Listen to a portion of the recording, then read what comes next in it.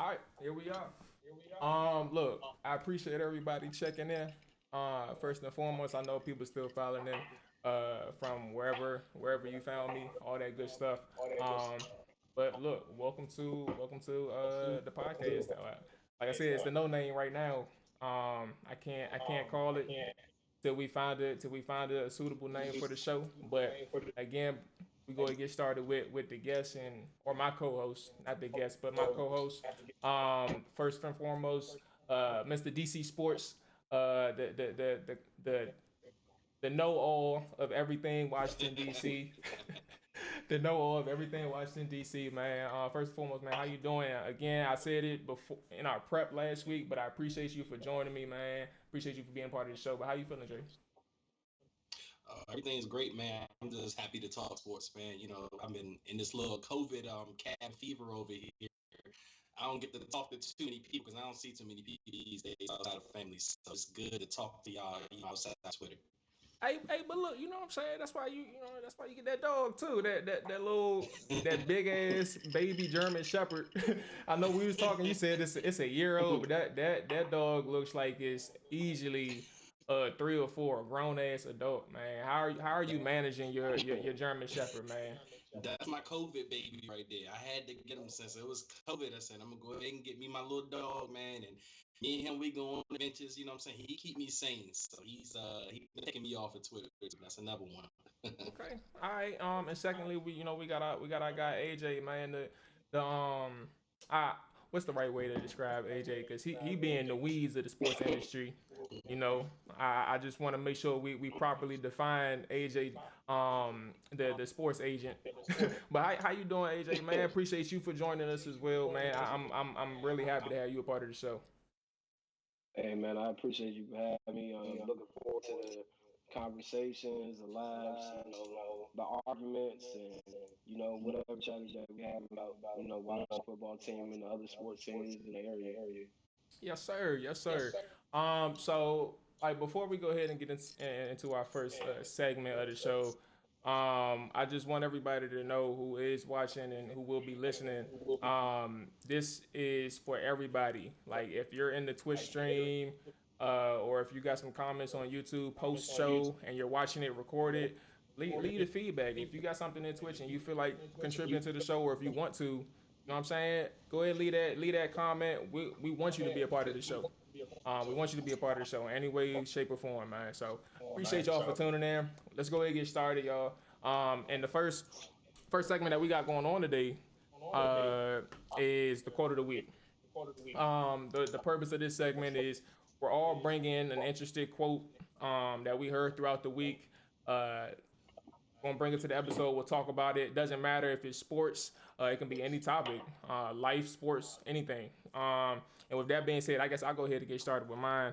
Um, and I also think this is pretty fitting, given that Washington has been in the quarterback frenzy or a quarterback search for what 30 plus years. So the first quote I had was last week. The end of last week, Ron Rivera had a press conference with the reporters. And the quote that he mentioned was Ryan Fitzpatrick will come in as the number one quarterback, but there will be a competition. One of the mistakes he made last year, this is Rivera that I'm quoting, is that we didn't have a true competition. He wants to play the guys that gives him the best opportunity. And he said that he can't tell how things will unfold for Washington as well when the draft comes because it's at the end of the month. So that's the first quote that he said. If you guys have any thoughts on that, any comments, analysis on his perspective of Fitzpatrick, let me know how it is. For me, Fitzpatrick. I mean, I know Ron says he'll have a true competition and whatnot, but I still think unless something drastic happens in training camp, that Fitzpatrick's going to be your starter. It's not to take away from anything with Heineke and Kyle Allen or anything. I just think that they like Fitzpatrick as evidenced by them going out and giving him the 1 year, $10 million deal. And at his age and just the season he just came off, he still has something there. And as a matter of fact, he had a 95 quarterback rating last year and 4-3 as a starter, and no other Washington QB had higher than a 78.5 quarterback rating last year. So I mean that's an upgrade in itself. So, like I said, unless something drastic happens, yeah, I'm sure there will be some kind of competition. You'll see guys get reps, but I don't see Fitzpatrick relinquishing this spot. Yeah, I mean, I can't really see competition when you give a guy 10 million for 1 year. Ryan Fitzpatrick, he wouldn't uproot his family from wherever their home base is. More than likely, probably become a backup. Like there were other opportunities out there. He knows that he has the opportunity to start, and they probably guarantee it to him. It probably just sounds good, just so they don't hand it off to him. But I don't see like could be competition going on. I agree for the most part, but I will say, oh, we do got that echo still. AJ, let's try it so let's try and mute when we both aren't talking because I think it is something to do with us too. But I will say that basically, oh yeah, all right. So yeah, I will say that basically like when it comes to Fitz, oh my lord. Yeah, when it comes to Fitz, basically, I think that he is here for the most part to start. I don't think that they're done at quarterback. I don't. I also I also feel like when it comes to Fitz, he's always in this situation where when you're dealing with him, he's never given a guaranteed opportunity, and he's found himself in this position again. I don't know exactly where it's gonna go for Fitz. Because it depends on what Washington does in the draft. Are they going to take a quarterback in the first 3 rounds? Are they going to take a quarterback in the first 2? Are they going to trade up for number 1? I mean, trade up in the first round pick for their first round pick. We don't know, but either way, Fitzpatrick is going to have some pressure on his back because Ron Rivera clearly stated he's not playing around this time. He gave Dwayne Haskins that opportunity last year. He told us, the fan base, the media, hey, he's doing all the right things. We about to make sure that he got everything he needed to go, to get this thing out of here. But we're calling it, you know what I'm saying? He's gonna call it a competition. It was a soft competition. It was never really legit. With that being said, Fitzpatrick is in a position where he at least knows where he's starting at. He at least knows. But what does that mean for him? I think Fitz is in a good spot for the most part in terms of his skill set. Production wise, his last 2 years has been his best years. 38 years old, turning 39 soon. You're not counting on longevity, but you are counting on right now. And I think when people look at Fitzpatrick, I guess their mindset is everything leading up to the last 2 years. His previous years has been awful. In a retro, like in a whole, what's the word, in its totality, it's not necessarily that good. But at the same time, you're talking about a guy who knows how to play the quarterback position, and that's what they need, and that's what they're hoping for, like that he can solidify that position for 1 year or maybe 2 years. Who knows? So yeah, I think that's where we're at with Fitz. I don't know exactly how long he can keep the job. Clearly, his coaches in the past has favored the younger quarterback over him. I don't. Good luck to him. I am a fan of Fitzpatrick though, and I don't think that he was one of the worst options out there. I think when you look at the free agency pool, and you're talking about Tyrod Taylor, you're talking about Jacoby Brissett, you're talking about Cam Newton, guys who in theory can fit this offense, but they can't throw the football. They can't throw the football like somebody like Fitzpatrick or Jameis Winston. Like those are the two pure quarterbacks in free agency. So when you're talking about those options, and then you're talking about who were you to trade it for, we talked about this previously. Matt Stafford was probably the most realistic option. Even Ron Rivera acknowledged that. So like I said, I think Fitzpatrick's in a good spot for him production-wise, but in terms of the roster, in terms of what the Washington football team has planned going on, he in trouble. I don't think they're not latching on to him long term. Yeah, I mean, I think, I guess you could say biased, but I feel like someone like Tyrod Taylor would have been perfect in the system. Of course, like maybe you want somewhat of a balance between a gunslinger and someone who protects the ball. Tyrod has never really been in a system like a Scott Turner system. at the end of the day, being in Buffalo, he was restricted with Greg Roman. They really short game. Wide receiver route tree is not extensive. I mean, I really don't like the Fitzpatrick move, but I mean, I guess what could you really do? I think it was a lazy option in my opinion. I feel like all options weren't really exhausted at the QB position to really improve and take the team over the hump. Because you have all your young stars that aren't on second deals yet. So you have to take advantage of that opportunity while you can before you have to pay a quarterback big bucks. And it's like bringing a 38, 39-year-old quarterback who's journeyman. It's just like, what are we really doing here? Like, if he ends up stinking up the joint, now you're gonna put in fucking Heineke. Like it's just like, I don't know. For me, if I was like on the team, I would feel the same way. Like, we ain't try to get more aggressive with getting a actual franchise quarterback in here, or even if we don't bring in a veteran like Fitzpatrick, hey, let's wait until the draft, because I mean, you really don't know who's quarterback. There's no science behind it. Nobody knows the trajectory of a Mac Jones, the Trey Lance, Justin Fields, all of that. And if you can get them in there and utilize their best attributes, you could have a potential star or somebody of a caliber enough to lead the team offensively Super Bowl. And I just don't see how a guy that turns the ball over like crazy and just throws it up for grabs is the answer for this offense. So, go ahead. No, I wanted to comment on that real quick. They mentioned Tyrod Taylor.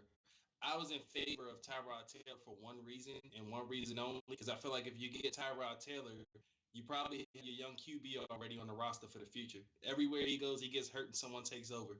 So first 2 weeks, you know you got your QB of the future once you got Tyrod Taylor on the roster. That's a fact, Brad. He's good for it. Like, I felt like the best example for that was definitely what's his name, Josh Allen. And was he actually? I think he did when Josh Allen got there. But anyway, Josh Allen and I'm about to say I think he did. But we called a break with him. Yeah, Baker and Justin Herbert, those two. Like, it is a good sign. But we do got some comments, man. I want to read them off, and if y'all got some reactions to them, let's get at it. But my boy Omatic Zone, he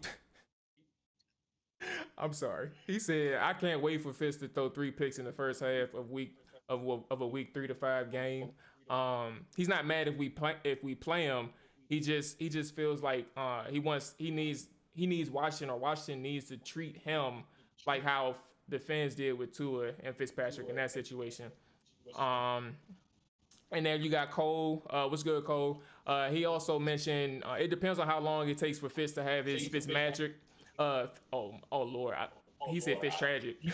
I'm sitting here thinking he said Fitz magic. He said it depends on how long it takes for Fitz tragic's game. If it's October and he's having 13 INT games, it'll be interesting to see what happens next. But he thinks that a quarterback will definitely be taken early. And then my man Fem, what's good, Fem? He said he kind of wished that Washington went for Mariota instead of Fitz, to be honest. So what do y'all think about that trade? Like I mentioned Stafford earlier, Mariota, like. Where were y'all at on the scale when the Mariota hype was high? Was it up here for y'all? Was it medium? Was it low? Y'all was not interested at all. Where were y'all at? I mean, I've never seen nothing out of Mariota that pointed to this guy could be a leader. Because I mean, people just look at the on-field aspect, but it's also off the field. Like, you gotta be able to relate to your teammates, all of that. I've never seen any spark from Mariota that would make me want to say, hey, let me go add him to my team, I mean, the best attribute is being able to create on the fly, but that's something that you could have got out of Jacoby Brissett, Tyrod Taylor, whatever. So you didn't really need to mortgage trading your pick to go get a guy like that. Yeah, like I said, I think he just got lazy in my opinion. Like if they really wanted a quarterback, they would have got Matthew Stafford. They would have maybe tried other options. Maybe before this Watson, allegations have been going on. I think they really could have got aggressive, but that's just their plan right now. one of my boys. One of my one of my boys, Ryan, said he a Titans fan. He said put some respect on Mariota's name. Let me see what Dre talking about. No, I'm about to disagree with AJ on the last one. I think that Mariota, he's okay. He's decent. As far as I agree with him on Mariota, but as far as the exhausting the QB opportunities, they did go at Matt Stafford from what I heard, but from what I understand, Detroit was making it a point to let Stafford choose his destination because I think Carolina and Washington was in on trade discussions for Stafford, and both were willing to give up first round picks and I guess an extra pick. But at the end of the day, Stafford wanted to play in LA with McVay and that team, which is, I get, they were in the Super Bowl a couple of years ago. So, it's a roster that can win with a, better quarterback play. Jared Goff is probably right at the poverty line of quarterbacks. But as far as exhausting their opportunities, what else could you do? You had, say you win it, Stafford. Stafford didn't want to be here. He wanted to be in LA. But I think we giving Detroit and Matthew Stafford too much authority. If you really want a player, teams don't give a fuck. You know what I mean? I agree. Where you want to go, because at the end of the day, it's a business. Unless you have a no trade clause in your contract, they're not really asking you that. So I'm pretty sure if they offered enough, they could have got that deal done. Especially with Martin Mayhew's background, working the lines, all that duration time. Those are how trades are done most of the time. The relationships. But I do agree. I think Detroit gave Stafford too much, leverage here in that situation. But I feel like they did it as a favor to him. At the end of the day, they probably presented Stafford. These three teams have, come with us with offers. And probably says, I want to go to LA. And then they came back and said, okay, we'll make it happen. They gave us Goff. We're getting a QB back. I guess they believe they can at least, be okay, game manager while Goff. So they made that move. But I feel like we made a move for him. I don't know how aggressive I would have went for Stafford, but I probably agree with the reported rumors of the stuff we, offered Detroit for. But then Stafford wanted LA and Detroit granted his wish. That's from what I've read. So look, here's the because I'm glad you brought up golf. And it's time to transition. I think this is a perfect transition, right? We're talking about failures. And I think that Jared Goff is the perfect example of a person who in which St. Louis or LA made a mistake. They tried their best. They got to a Super Bowl with Goff. But it was one thing I feel like in its entirety, like they were just hoping to stay afloat with him. With that being said, we're talking about mistakes here. And the next topic was more so one thing we were dead wrong about in the past with Washington. Coach, player, front office, anything Washington related. What was one thing that you were dead wrong about? And Dre, I'm gonna start this one off with you. What was one thing you were dead wrong about in the past? I talked about this with you all last week, but it was Josh Doxson. I was completely wrong on this dude. He was the John Vesley of Washington football picks. For the Wizards fans out there, Josh Doxson was John Vesley, Chris Singleton. He was every one of those dudes you can name that was just not, as the kids would say. But no, in matter it was rumors back in the day that, maybe Josh Doxson didn't love football. And I was like, okay, I didn't know, I was, like maybe people are saying too much, but then you see stuff and as you progress along the story, you actually it becomes why I believe pre-draft rumors now, because most of them do come true. A lot of the times from the Washington football fan experience, the pre-draft reports of guys we draft are true. And then you see he takes a year off of COVID, which is cool. A lot of people did, but it's Josh Doxson, so he's going to get that extra, batter for it. And I think he's one step away from being out of the league now. I think he's with the Jets now. So I was completely wrong on that dude, and I apologize to everyone I argue with, including him. I know I'm wrong a couple times. Hey, I apologize. but look, look, I'm gonna give it a buck. And I always had the best host for Doxson, man. But I think I don't even know where I was like in the heat of the moment, but I do know I just didn't see anything that shouted to me superstar talent.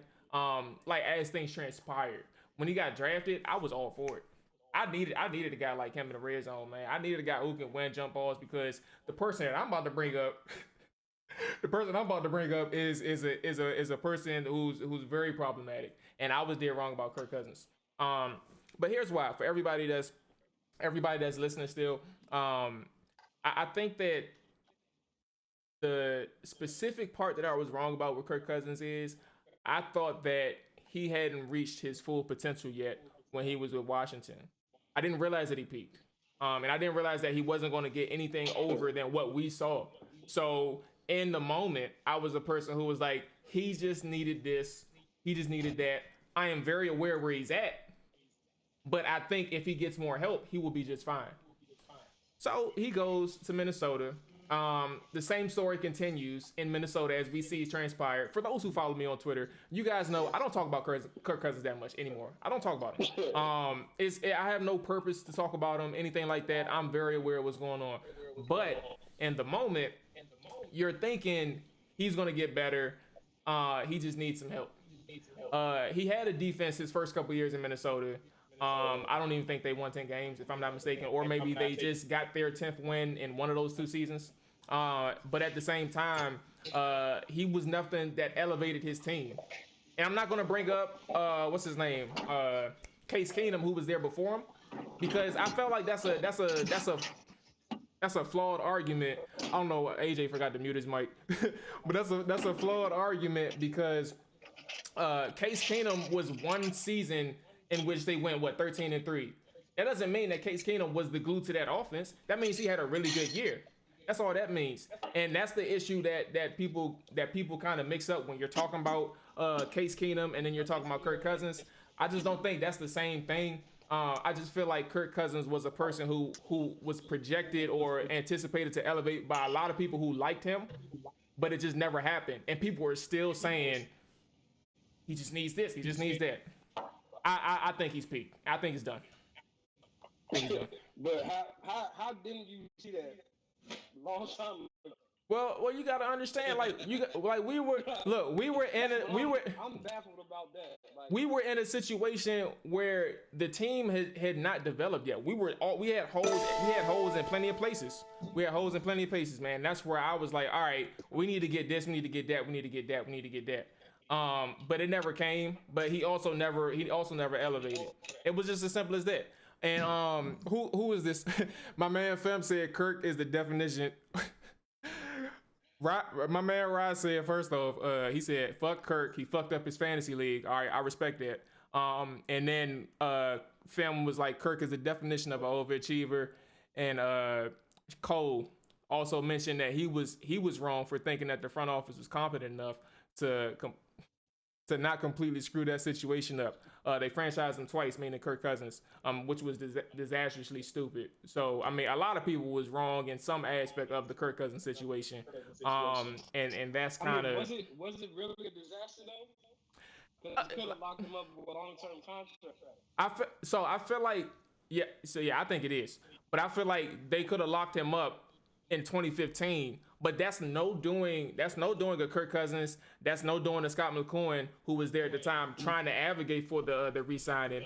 But when you have the people that we had back in the front office, I mean, what can we do? We can't do nothing. Like that motherfucker Bruce Allen, man, he think he knew everything. he thought he was the hot shit, but really he wasn't.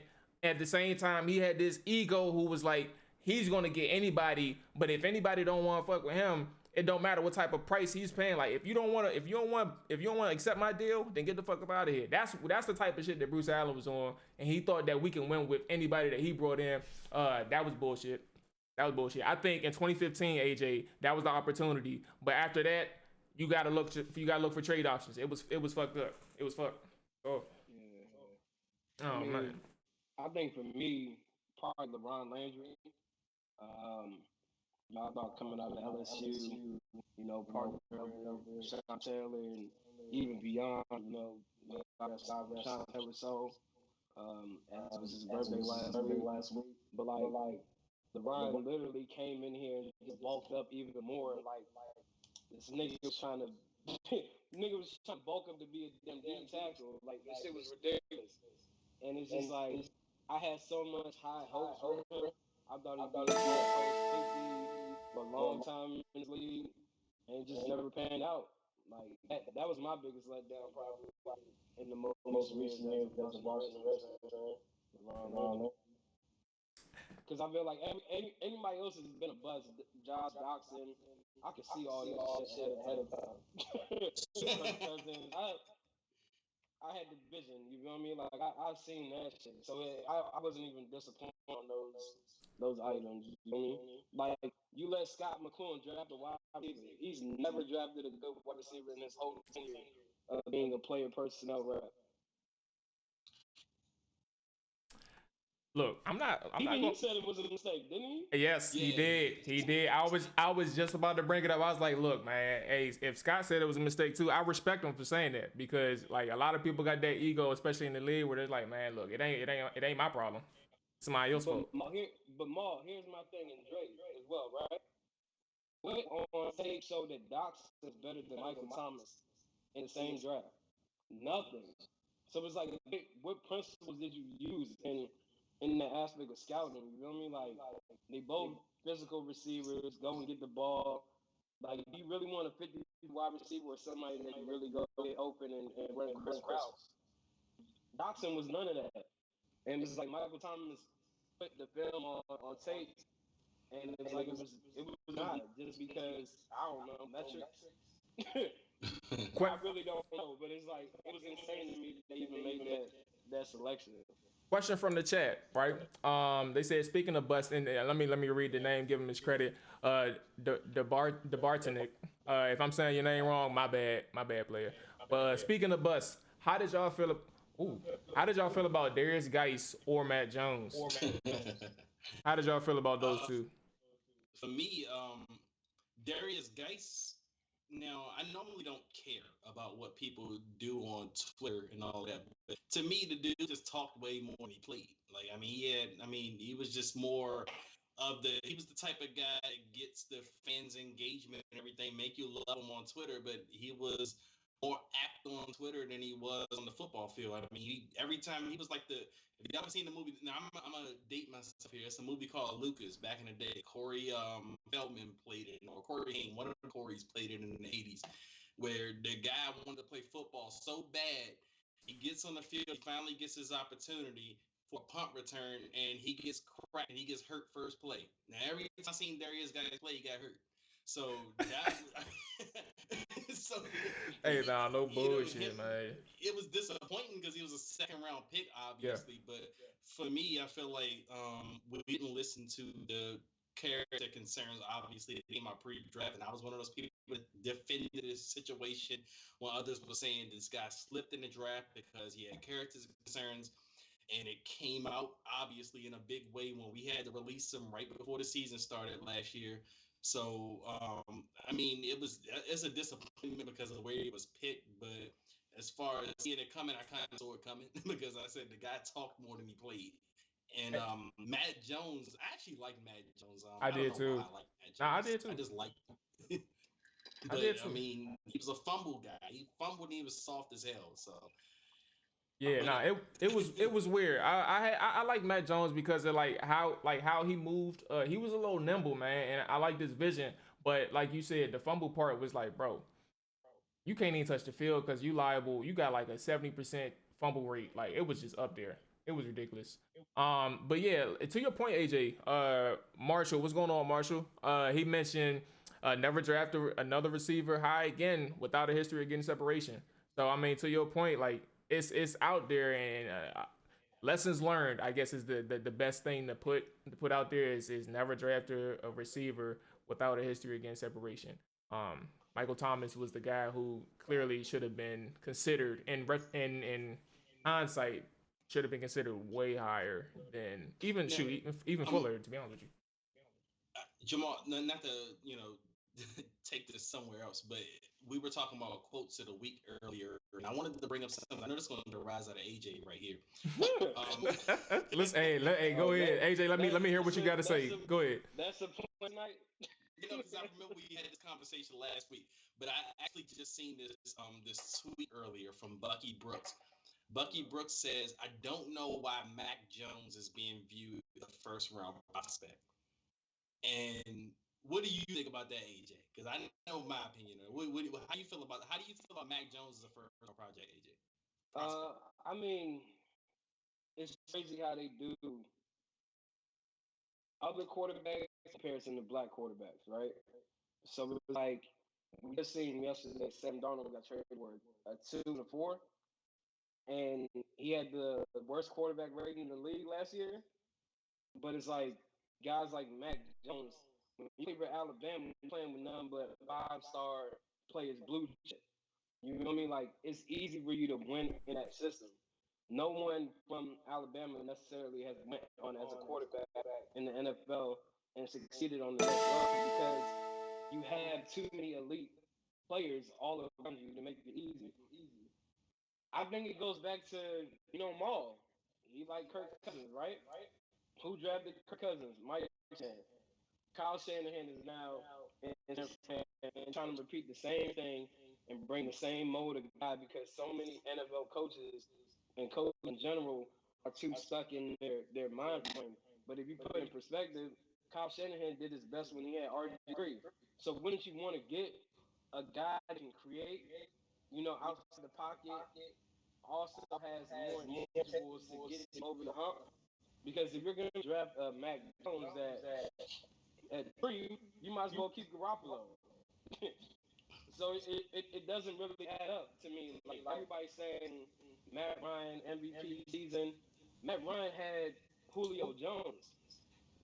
Like I represent a wide receiver for the 49ers and Debo Samuel. But to be honest with you, he's not Julio Jones. You know what I mean? So you bring in a guy like Mac Jones, you pretty much got a brick wall standing back there in the pocket, and you really don't have the trajectory of being anything more. He's already at his ceiling, just like we just spoke with Kirk Cousins.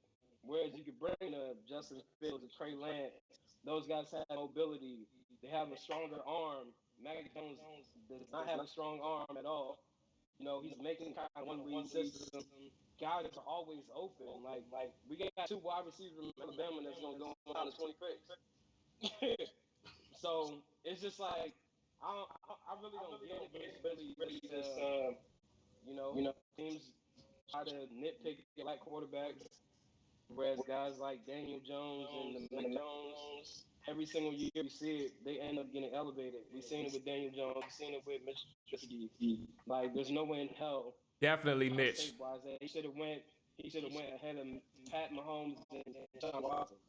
It's just when you're a black quarterback, they scrutinize every single element of your game, and don't even let them start breaking down film. Now it's like you lazy, you don't care about football, all this shit. So it's just Hey, like, what can you do? AJ, you was 100% on point. I was gonna bring up just the conversation between Justin Fields and Mac Jones, but I think that at this point we don't even have to go that route. We can simply talk about the quotes. Did y'all hear Dan Orlovsky like a couple days ago, if anything, about the things that he said about Justin Fields and stuff like that? Yeah, I heard about it. Okay, so for those who aren't aware yet, it's all over the sports social media. So I'm sure everybody or mostly everybody has heard about it. But long story short, basically, matter of fact, I got the quotes right here. I'm tripping. Dan Orlovsky, the quotes that he mentioned from people that he heard. I'll put that out there to be fair to him. But I'll also talk about why it's wrong for him to say that. And all you guys already know, Dre, AJ, y'all know why it's wrong. But anyway, he mentioned last guy in, first guy out. I've heard there are some questions with Justin Fields' work ethic. Where's his desire to be a great quarterback? Another quote that he's repeating from sources that he talked to. But the issue is, why are you, if you don't even believe that shit, why are you regurgitating that shit to the public knowing that you have a huge following, bro? Like all the things that could be wrong about the stuff that like the stereotypes about the black quarterbacks, things that AJ mentioned and points to, you're over here regurgitating it and be like, it's not what I believe. You know what I'm saying? It was them. It was them. That's bullshit. Even if that is the truth, it's the irresponsible aspect of it for you to repeat it on a national airwave and say that this is what they said. Eventually, it gets out and people starts believing it. Why the fuck would you repeat it? Yeah, I mean, I think that's a tough situation because at the end of the day, you know it's not true, but that is really the conversations that are going on behind closed doors. You know what I mean? Same thing they doing with Micah Parsons, linebacker in Penn State. They talking about his character, you know. At the end of the day, I think he's in a situation where he wants to defend the kid, but at the same token, bringing it to the light on a platform such as ESPN now makes it seem like, well, like you just said, you know it's not true. We'll bring it up, but it's like who's going to defend him publicly? You know, Justin has a great agent and David Mulugeta who will do that behind closed doors and that team, but you also need guys to stand on the table, especially white quarterbacks, former quarterbacks, analysts, stand on the table with these black quarterbacks because every year we go through this phase where that stigma is thrown out there about black quarterbacks, defense, blah blah blah. You got Lamar Jackson right now. They even saying Lamar Jackson can't throw, but nobody's talking about Greg Roman as a play caller in the passing game. It's all Lamar can't throw. If he couldn't throw, I don't think he would be starting in the league. He'd be an MVP, and you know they would have the opportunity that they have as a franchise. But it's just somebody got to sit on the table, and unfortunately, he took that step, and you know it's kind of tough. Like those conversations that are happening with Caucasian analysts versus the black analysts are completely different. Now, AJ, I mean your mic's muted, but I wanted to say on the Lamar Jackson comment with Greg Roman, wouldn't you give him credit for kind of catering that offense to Lamar Jackson? Kind of like Kyle Shanahan with RB3 back in the day. And to a larger point, where we were talking about Mac Jones, and you were saying that he had a lot of success with RG3, but he also had success with Matt Ryan as well in Atlanta when they went to the Super Bowl. So how it seems like that's his type of quarterback. But getting back to Lamar Jackson and Greg Roman, I feel like Greg Roman kind of really changed the whole scheme of the Ravens just to work around Lamar Jackson's strengths. I mean, as you should, but you also have to develop over time. Like, if you look at Greg Roman's history with the 49ers with Kaepernick, shit was smooth. You know, Kaepernick came in for Alex Smith. But the following year, they kind of struggled offensively. And the next year after that, they fell off. He goes to Buffalo. Tyrod steps in. They do well. The next year, everybody knows how it plays. You heard players, and I mean, it's tough for me because, like, Tyrod Taylor is one of my good friends, also former client, all of that. So I know the intricacies in regards to Greg Roman, the playbook, all those details. And it's very limited in the pass game. And as you've seen, wide receivers on the Ravens have called out Greg Roman for the route tree not being extensive. You had Des Bryant, Hollywood Brown, even Lamar. They're frustrated because they're not doing anything creative in the passing game. It's more of the same from his MVP season, and defenses have adjusted to those play calls. So I mean, it's just a weird. I'm surprised Boston kept on to him, but it's just one of those things where shit is what it is in the league. You gotta do but so much. You gotta run the plays it's called, and because if you do that, especially as a black quarterback, then you label an asshole. You don't follow directions. You're not coachable. So. Yeah, so AJ too, I did forget to check in with you only because I mean we're doing this live, it's whatever, but it's 8:30, so I mean it's past 8:30 at this point, so I didn't know, like, you good to go? No, we good. I got some more stuff. That's a bad. I just wanted to check in with you. All right. So there is one thing that Cole mentioned. He feels like he mentioned with Lamar. Speaking specifically on him, he felt like there's a nuance with him. Not sure he work out on all 32 teams, but he's not a great passer, but also something that can be overcome with coaching. I don't know how y'all feel about that, but that is one of the comments that was mentioned when it came to Lamar. And moving forward, I mean, the second thing, because at this point we are pushing an hour or so, or getting close to an hour. We can get to the next segment, and I guess we can turn back to the topic of the low point with the team. We'll turn around later, but segment 2 is like the shit we see on social media. Simply put, this is a segment where we're going to discuss a post that we've seen during the week. It can be anything, Washington football related. It can be good or bad, but we're going to get a person credit for that, and go from there. So on my end, I'll get started. The shit that I seen on social media was actually from a guy, Trey G2 Cole. So he had this little thread that I was peeping throughout the week. He mentioned like duos. I think he had like a safety duo or a secondary duo. He had like he had a few positions. Anyway, the example was the best inside linebacker duo ever versus the worst ever. The best that he had was Navarro Bowman and Patrick Willis, and then the worst he had was Mason Foster and Will Compton. So they deserve their fair share of blame for a lot of things that go on. They weren't that good.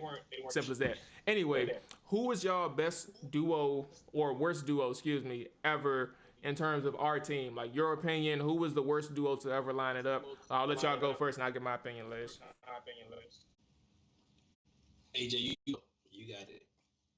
Worst duo? Man, forget the duo part. The worst player ever, Jeremy Sprinkle. Oh my God. Hey, he said the hell with the duo, man. I would tell that man to his face. He's the worst player I've ever seen in my whole life. Oh my goodness. He got fans out there. He got fans. Yeah, I don't know why, but they must be his mom or his dad. And even if they his mom and dad, it gotta be hard for that nigga, dog. I just straight up like Hey, I'm about to say it's one thing. Like I remember, what was it? The year that Reed was hurt for most of the year. He was out there. He started like 12 games. I don't think he had 40 catches. I don't even think he had 30. And he started multiple games for our team. I just don't get it. So I kind of agree. I used to be interested in when he was a rookie because of what he could bring, but he wasn't it at all. Wasn't it? I'd agree with that one. But he keep getting them checks. I don't know how he doing it. But Yeah. He ain't gonna be getting it from Washington no more. No. What about you, Dre? You got anything? Well, as far as like duos, I don't know about like just strictly off the linebacker position. Anyone, anything. Well, I mean, in my lifetime, I mean, I watched. Well, it was a trio actually. I watched Daryl Green, Champ Bailey, and Deion Sanders play going at the Washington Redskins at the same time. I mean, all three of those guys want to feel. I mean, that was crazy to me to see 3 Hall of Fame cornerbacks playing on the same team at the same time. Even though Deion and Daryl both were past their prime, respectively, but they were still great cornerbacks. They were still very good at what they did. As far as, I mean, if I want to go back to the linebackers, so the last time we had a good linebacking core, like as a whole, I'll go with the Jeremiah Trotter, Jesse Armstead, and LeVar Arrington crew. I mean, they were pretty good. They were great. They had a pretty good linebacking crew, with that. I mean, after that, we had Lon Fletcher playing middle linebacker. Yeah. I can't remember. We had, like, good linebackers around him, but he was just such a steady presence that he was the guy by himself. But as far as worst duos, yeah, I'm gonna have to agree with Trey. I remember the tweet. I saw the tweet that Trey made, but Mason Foster and Will Compton were the worst fucking linebackers I've ever seen. Like it was so fucking bad. Like these dudes were running in quicksand. Like every time I seen, like it was both of them. It was and they called them those Beavis and Butthead, and that wasn't a fucking compliment. Like, these two dudes were fucking idiots on the field. I couldn't watch them. I'm sorry. That was one of my low points as a fan watching not only them, but I didn't like that team. I was not a fan of that crew, like that whole crew. So I think when it came to London, I think his only partner or teammate that was good, I think was his first year, if not his first 2 years. But I think Rocky McIntosh played with him in '07. I think that was the first year that he was with and Rocky played. Yeah. But I think that was probably it. That's probably it with him. For me, Didn't go ahead. didn't Antonio Pierce and Marcus Washington play together? They did. Yes, Yeah. they did. They did for a bit, and that was we had great linebackers with Trent Williams. I think for me, and this was very short lived too, by the way, was what was it, 2011? Roy Halou and John Beck. I As much as I like Roy Halou, he just even with the 12 catch game, that just highlighted how bad John Beck was because he couldn't throw it down the field. He was fucking scared to death. He looked great in practice. He made sure that he knew the coach's playbook. He wanted the coaches to know that, hey man, I know my shit, man. You know what I'm saying? Just in case you want to give me the game, but don't really put me in the game. I'm not really that interested in playing. I just want to show you that I know shit. Put him in the game. He don't even want to play. He's checking down the Roy Halou all fucking game because he's nervous. I don't even know what else was going in his head, but he's like, all right, you're going to be my savior today. Meanwhile, we're going against San Francisco. I don't even think we scored, or maybe we scored at the end of the game. It wasn't close, put it that way. But again, short-lived. I fucking hated it. They were the worst duo ever, and it's not even Roy Halou's fault. But you played with John Beck, therefore y'all were the worst duo. That's just how it works. That's just how it fucking works. Jamal, since you brought up John Beck, I remember something. I don't know if you all follow Delonte on Twitter, but he goes by like Mad Max Abstract or something. Yes, sir. But I remember around this time, I'll never forget this shit. Delonte texts me and he goes, this is before John Beck made his first start for the Redskins at the time. He goes, hey, bro, I think I'm obsessed with John Beck. I think this fucker's going to be nice. I mean, look. I mean, shout out to Delonte, man, because we talked about this Twitch stuff, so I'm sure you're gonna see this eventually. I respect Delonte and I respect his fandom because he goes full throttle, and I appreciate it. So I'll put it that I'll just say nice things about that moment. And like that's just something in itself. So a couple comments. Cole mentioned Josh Doxson and Terrell Pryor. He said they were terrible. They were fucking awful. Devin Thomas and Malcolm Kelly back in 2008. Even though what? Yes. And Malcolm what? He probably played. John Jackson was on the board at that point, I think. And I was going to mention him, but AJ talked about I think Josh Doxson, Michael Thomas or whatever. But I think Deshaun Jackson was on the board at the time. When we drafted Devin Thomas. Devin Thomas, yep. Yeah, Deshaun Jackson was on the board, and Jordy Nelson, I believe, at that time as well. And we ended up drafting the fucker that ended up not being in the league. He wanted to be more modeled than football player. You got Devin Thomas and Fred Davis.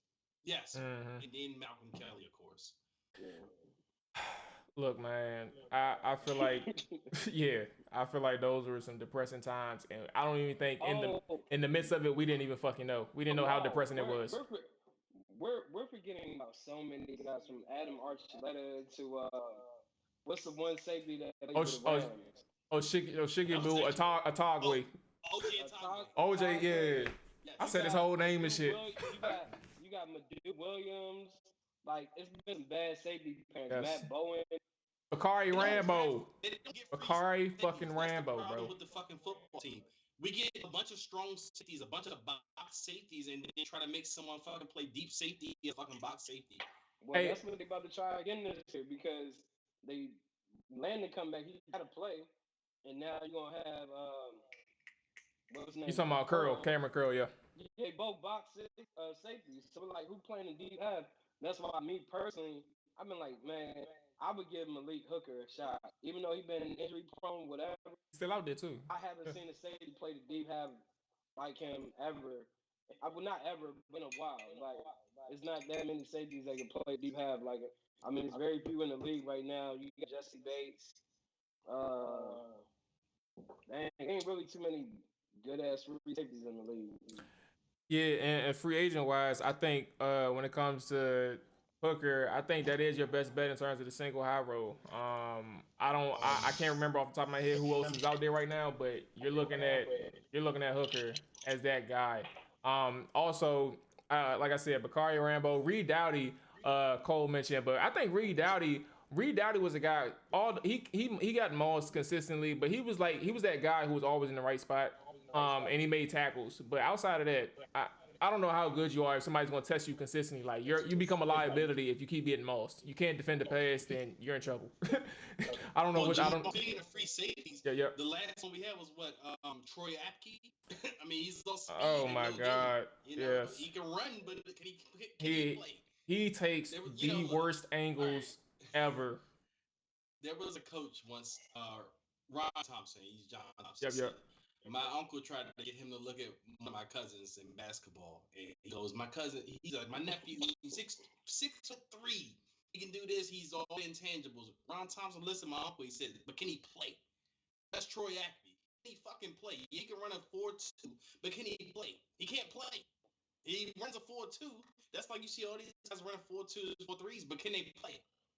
You know, I don't care about their measurables and their 40 times and their cone time. Can they play the game of football? And Troy Apke, he couldn't fucking play. And that's why they say the film don't lie. If you look at Troy Apke at Penn State, it's the same exact shit. He don't even play like he run a 4.2. So it's just like, it all boiled down to scouting departments, man. Like, there's nothing that Troy Apke is doing now he wasn't doing at Penn State. It wasn't going to get better. You know, it is what it is. That's what separates the great franchises between the lower tier. Hey, look, that's a fact. I ain't gonna lie to you. But look, we can, cause like I said, we are approaching the hour mark. We can go ahead and transition to the next show. Did y'all have anything else on the shit we see on social media? We go ahead and keep it pushing. I'm good. All right. So look, we can wrap it up with these last two. The off season moves to this point. AJ, I'm gonna go with you first, but what does the offseason moves at this point tell you about their 2021 approach? I mean, obviously we know they went Curtis Samuel at receiver. They also went Adam Humphrey, Ryan Fitzpatrick. They got their cornerback in Jackson. I look, where are you taking this? They also franchised Brandon Sherritt, but what are you thinking that they're doing for 2021? What's their immediate approach? Like, I mean, there's obvious answers out there, but let's hear it from you. Like, what do you got? Oh, you got me? Yes, sir. So, I mean, the moves are kind of concerning from the back to wide receiver to even William Jackson. Like, I love William Jackson's game. This team doesn't play a lot of press man games. So it's kind of alarming that you want to sign a press corner because now you about to ask him to play zone. Like he about to play off. Then Curtis Samuel, I'd be like, you could have got a guy like that in that way cheaper. I mean, I think they're trying to figure it all out. And what's going on is they're going with guys that they're familiar with. They know what they can do, but the main thing is getting them to do what they're best at. And that's where, really boils down to how they plan to utilize Samuel. I think the signing of Adam Humphries kind of made me feel like they would play Samuel outside, which is not really the best thing that he does. He's better in the slot and being able to motion. But with William Jackson, I'm curious to see if they're going to play more press man and have Del Rio, kind of run like how he used to back in November with Talib, Chris Harris, Bradley Roby, and let that front four get after it. But yeah, it's more the same. I don't really know if the team truly that much more. I guess we just got to see what happens in the draft, just some talented players in the draft, and then I guess we could probably recap the offseason better once we see what happened with that 19th overall pick. Because they probably could stay there, trade back, or move up and had a playmaker because they really need a playmaker. But at 19, I don't really know if you're gonna get a playmaker on the offensive side of the ball. Greg, what you thinking? I mean, honestly, I'm I may be a little bit biased. I love what the team is doing this offseason. I mean, I feel like they attacked a few needs. You look at the team besides QB, obviously, which is the biggest need. I mean, they went after QB and Fitzpatrick, who can hold the fort down, at least for a year or two. But they built. They didn't get silly. They continued building on what they needed for the upcoming years. And to allude to Ron's presser comments about they can build this team. I mean, and this is the thing that's kind of, in my opinion, that's lost amongst watching a football team fans is that a lot of fans believe this has to happen overnight. Like everything has to be built overnight. But Ron is slowly building this team to respectable. So you go out, you make a move for Ryan Fitzpatrick. What you're doing when you make a move for Ryan Fitzpatrick, you're saying, okay, I'm at pick 19. I can't go out and get my franchise QB right now.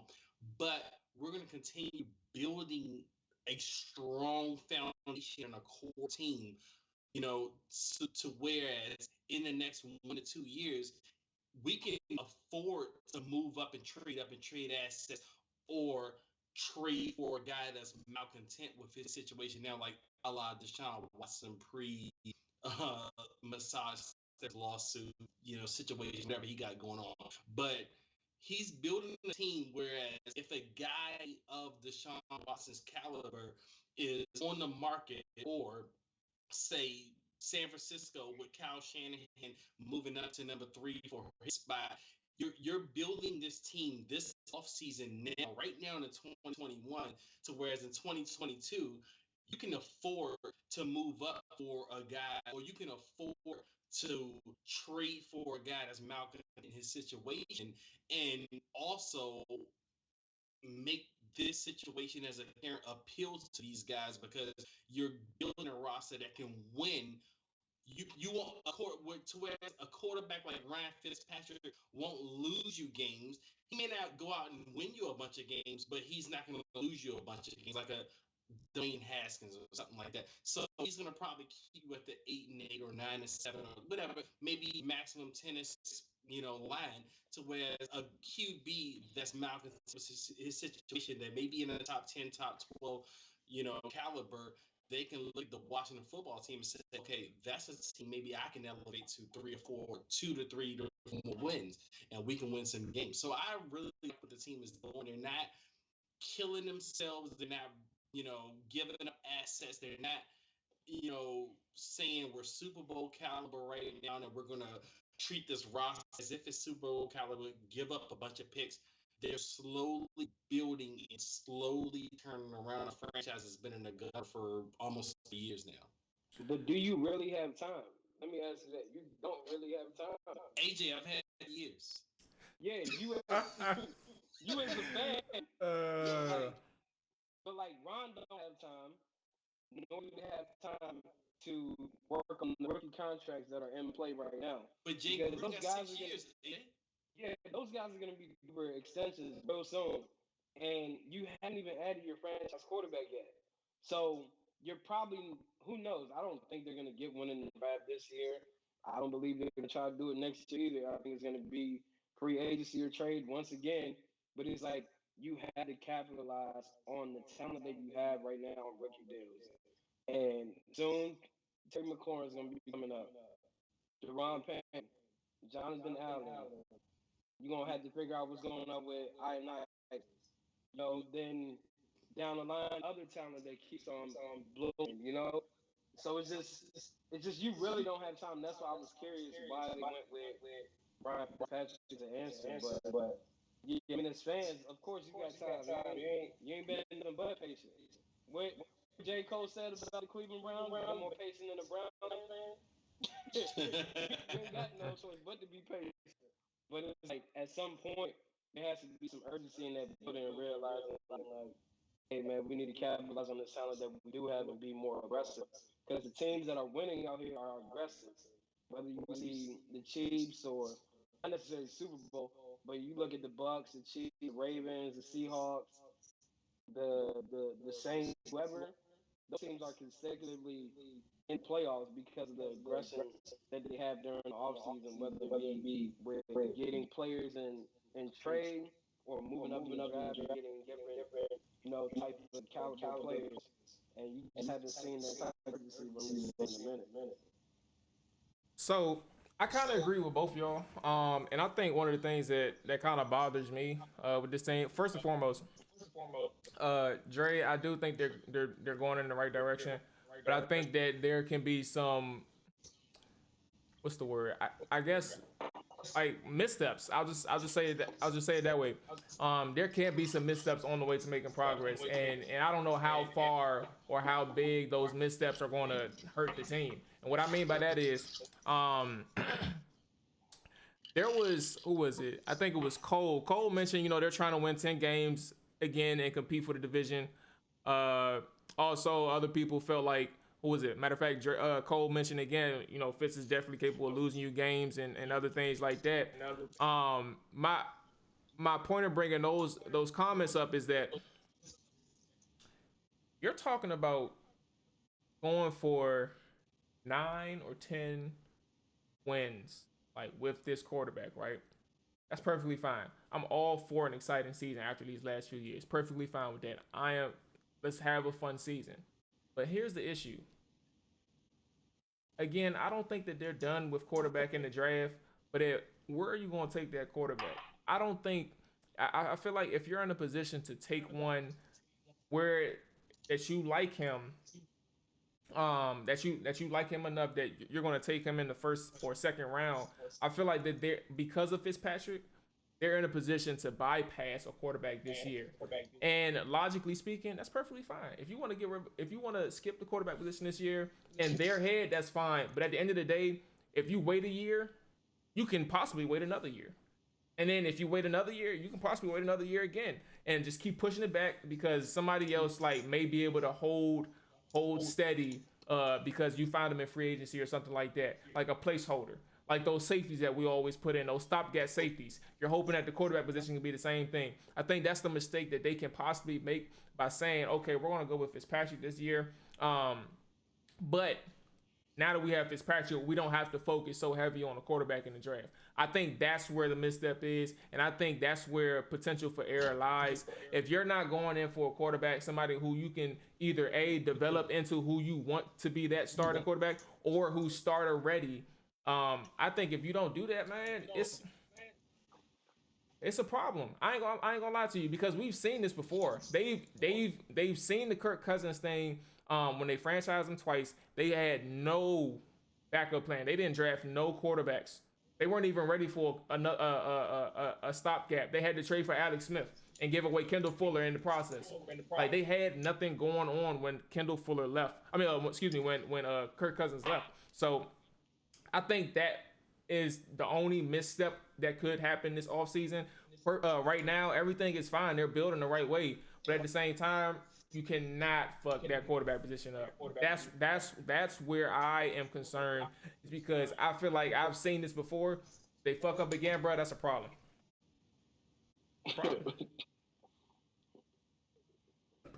So what do you want him to do at the quarterback position? You want him to go get somebody first round, maybe move up? So second round, take out the mud. I feel like for them that or wait until next year. So that's where the nuance of the conversation lies because I feel like I feel like second round is probably the sweet spot for them at this point. But I feel like I don't know who they really like. We heard about Justin Fields. We heard that they did have interest in Justin Fields. But because of the first three people in the draft, you have the Niners, the Jets, and the Jaguars. Odds are they all taking quarterbacks. So you ain't really gonna be able to trade up for somebody outside of Trey Lance, who's your boy AJ. And then you got Mac Jones, and I guess those are other two that's being talked about in terms of the first round. So like I personally would look into the second and third. You're talking about the Mills dude from Stanford. You're talking about Kyle Trask. I'm not advocating for anybody right now. I'm saying the options that you could find in second and third rounds.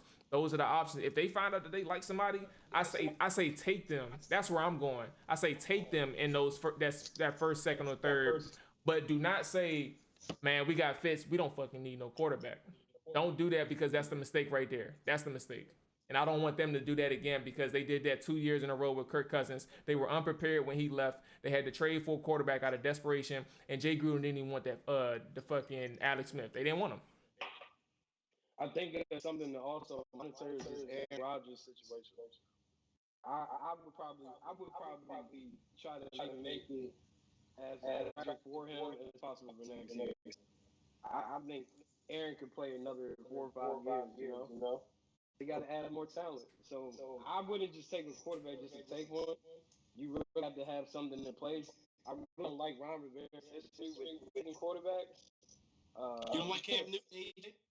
Yeah, but you got Cam, but then after Cam started like dwindling down, they took Will Greer.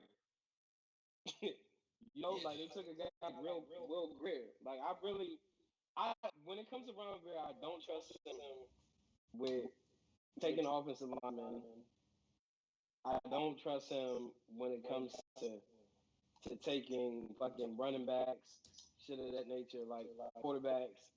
I mean, when it comes to cornerbacks, linebackers, D linemen, A1, you know. But when it comes to offensive linemen and and quarterbacks, I'm kind of on the fence. And he has a lot of power. He has more power than he's ever had in his coaching career.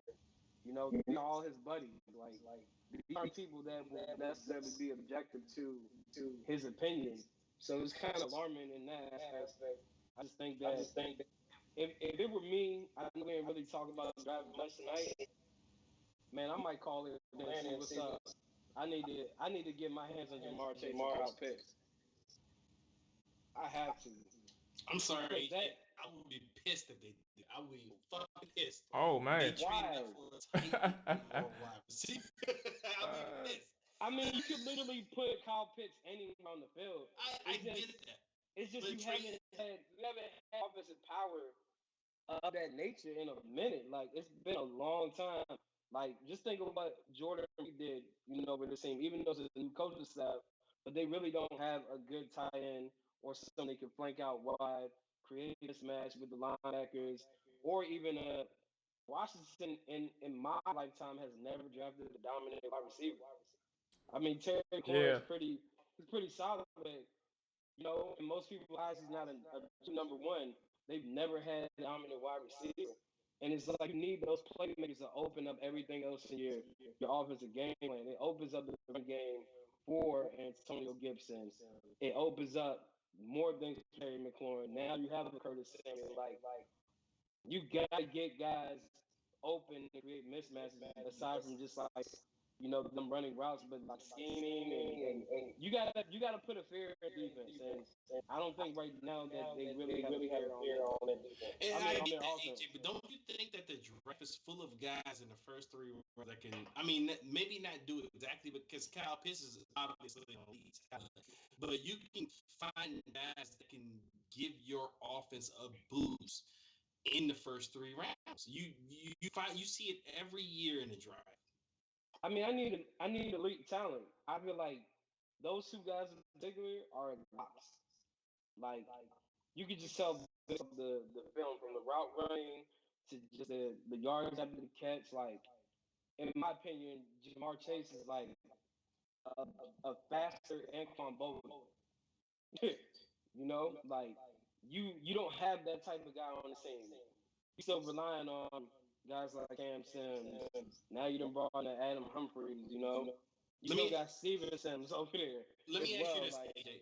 Now, Steven remember, Atlanta traded, I can't remember which pick Atlanta had in the 20s, but they traded up for Julio Jones, and they traded a bunch of picks for him to get Julio at the number 6 pick. Do you think that was a worth it trade? At the end of the day, when you look back at Atlanta's history, would you make that trade again for Julio Jones in the top 6?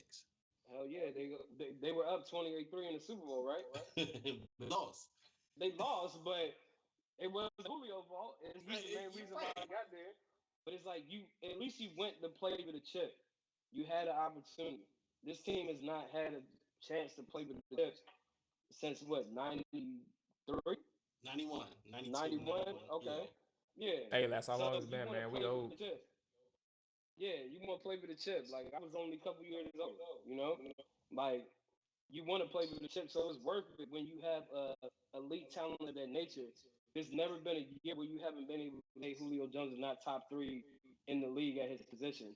Washington has never, not never, but in the last decade, has not had a guy that has been top three in their position. I agree. I don't. I mean, we have people on this roster now that could be on their way. Specifically talking about the defensive end and maybe defensive lineman. We have people that can be on their way, but I completely agree. We have not necessarily had anybody who's been dominant. Trent Williams at one point, he was considered one of the best left tackles, but was he like the clear cut number one? I don't fucking know. That's actually up for debate. But some will say yes, and I wouldn't disagree with them. But there's other people out here who will say Tyron, the dude from the Cowboys. So like there's people out there who has different opinions. But I agree. It's just hard. We haven't had that top tier talent. With that being said, we can go ahead and wrap it up on one last thing. Is the Washington football spotlight. That's the last segment, man. I did have other things to get to, but I think the topic kind of coincides with this segment. So basically, Washington football spotlight is basically us highlighting anything or anyone that caught our eye in the week of that was the Washington football community. It can be an article, a video, a Twitter account, a tweet, etc. Anything. And I guess I'll go first because I want y'all opinion. We can close out on this. The first one. This happened late last week, I believe. And credit to JP Finley for the quote. But basically, Dan Snyder officially owns, as we know, 100% of Washington football team. This was a done deal since obviously the NFL approved the transition earlier. But yeah, it's done. Essentially, one of my topics that I was going to bring up was, have you ever reached a mental low point with this team? That was one that I skipped because of all the conversation that we had. I will just shortly and quickly answer this and say that the mental low point is knowing that we will never get away from Dan Snyder. That became a reality last week.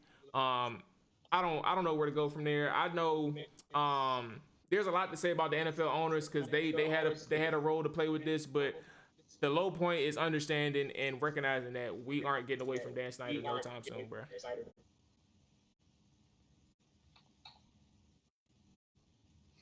Now, for me, I have to say, 2016 was a low point for me as a fan.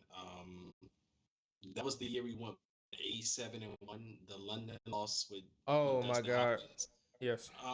But for me, I felt like it was a low point because at this point, it was like, where are we going as a franchise? That was Kirk's first year as on the franchise tag, and then I knew we were going to end up having to either franchise them again or make some kind of long-term deal. I just didn't see the future, and not just to get on Kirk, but it was Gruden as well. I just didn't see the ceiling as high with, and not even just to get on those two, with Kirk and Jay, but Bruce Allen. I mean, it was just, for me, I was in a down spiral as a fan, just with the leadership in general, just going from 2016 on, and I just couldn't get with it.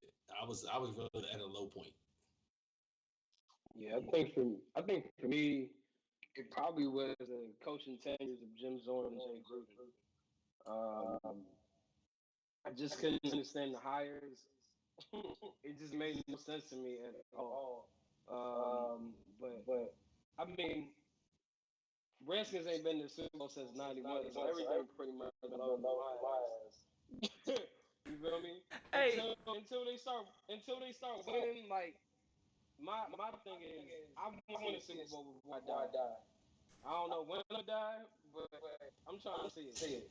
at the end of the day, since I've been of age to really comprehend the game and all the other intricacies of the industry, it's like everything kind of been a low point because you always got some type of controversy going on with this. There always a topic of discussion for the wrong reasons. And when I say that, it's never about on the field. It's quarterback doing some stupid shit with some chicks. Like not knowing how to get low. You got allegations of cheerleaders and sexual misconduct with employees. Like you got the name changed. Now you don't even have a damn name. Now you don't even know what the name gonna be. Now you got them saying the kids stay the same. You got the stadium issues. You got quarterback issues. Alex Smith, now Fitzpatrick, Ryan Rivera comes back out and says that it's going to be a QB competition. Like, what the fuck are you doing? Like, can you just say what it is? You know? And it's just like it's always been some type of low point with this team. You don't really have many things to celebrate. I think the last thing you really had to celebrate, even though they made the playoffs last year, the last recent things to celebrate, you got a guy in Chase Young, and you had a guy in Sean Taylor that unfortunately, passed away.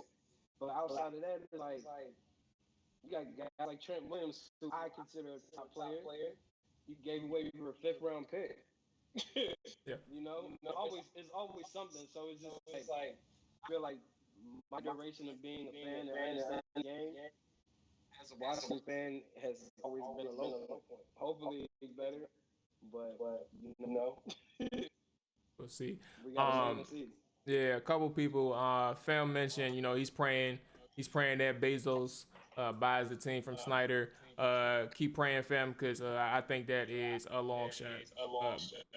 By far. Cole mentioned 2018 was his low point after getting smacked by the Giants. He was almost done for real. 2018 was kind of weird, man, because you're dealing with Alex Smith and stuff like that, and that injury. But look, Cole, I get it. His low point was 2010 until RG3. He said he real life missed 2 years of watching the team play. His first 2 years of college until they got RG3 back. He burned all his gear in 2011.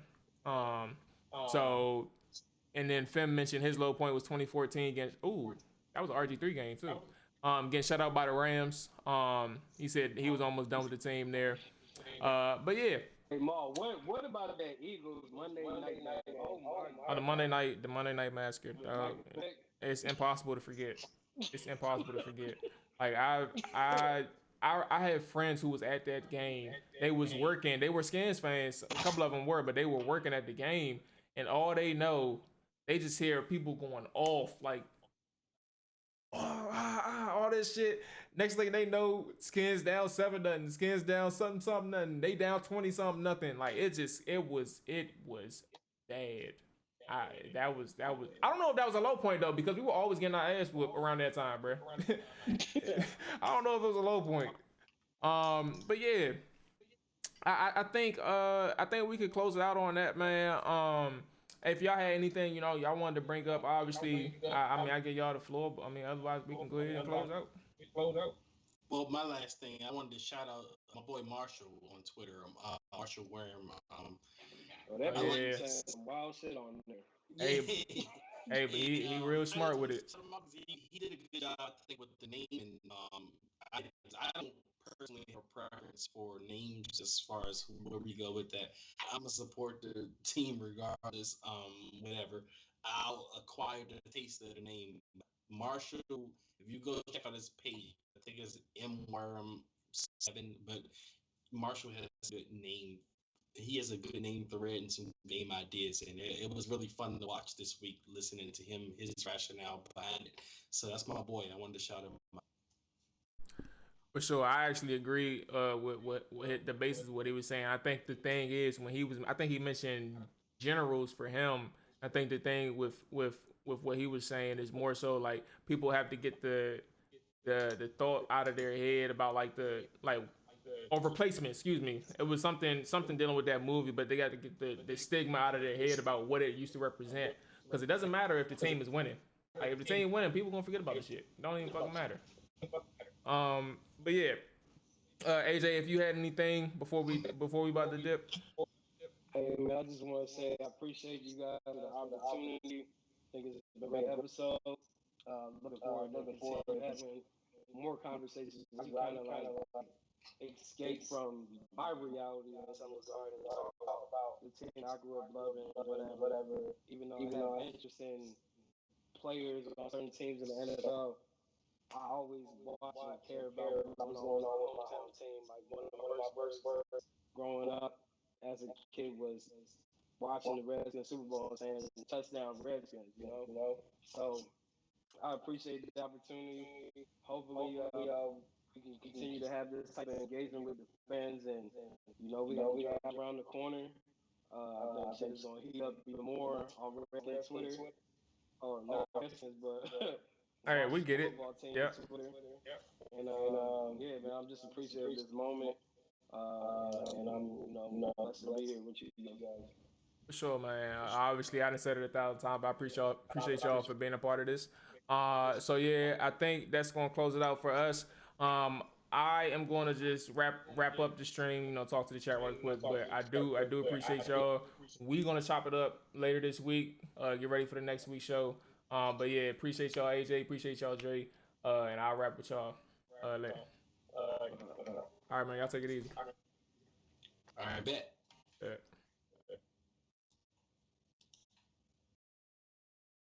Ooh. All right. Where am I at? Okay. So I got ideas for this show, man. If y'all are still in here, it says y'all got. It's a couple people still in here. So look, I got ideas for this show. It's not going to be dealing with just the podcast. I will have film sessions. I will be sharing the film sessions with us. We will be doing that shit live. Like, I'm gonna be out there. We're gonna be looking at that shit together. I don't know what the fuck I'm getting into in terms of like whoever it is that we decide to watch. We're gonna be looking at that shit. Tune in if you want to. I have to find a decent day to do that. Obviously Tuesday and Wednesday is the podcast. So someday throughout the week or maybe even Saturday morning, I don't fucking know. We're gonna do some film sessions. Obviously the interviews are gonna be coming. We have some things in the works there with some people that we're gonna talk to. That is one other aspect, obviously, of the shows that we'll be having. And we're going to sort through the audio issues, man. I appreciate y'all for sticking with us and sticking through through the issues. But like I said, we're going to try and fix the echoes and stuff like that.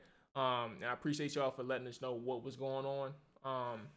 But yeah, film sessions, interviews coming up for the gamers who are still around. Obviously, I have a Discord. Also, you can find me on Twitter. If you got my personal, hit me up. We can run them.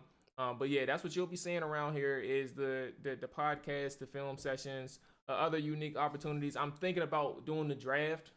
I just don't know like the dynamics behind it. I would imagine it's simply me fucking watching that junk on mute, and we just talking. Like that's all it is. It's just me talking and covering the draft. I don't know if that's a good idea. Like I want to hear the shit. But yeah. That's other things that I got in the works. I don't fucking know. We're all gonna I'm brainstorming right now, and I am going to develop a schedule around that shit. So y'all are all welcome to join. It's as simple as getting on a Skype call or maybe Discord. But when these opportunities come out, you know what I'm saying, let's chop it up. It's as simple as that. But yeah, with that being said, I appreciate the support. I'll run through the follows right quick. For the people who did follow during the show. Obviously, you just followed. I appreciate you, Marshall.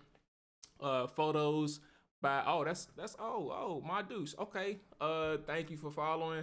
C. Wellian, Kalen, the Bartonic, DC Homer Sports. You're next to lose. I appreciate y'all all following, man. We're gonna keep building, getting better with this stream and all that type of stuff. Again, appreciate y'all. We about to go ahead and bow out. I will be back tomorrow for all 32 with the fellas. Appreciate y'all. All right.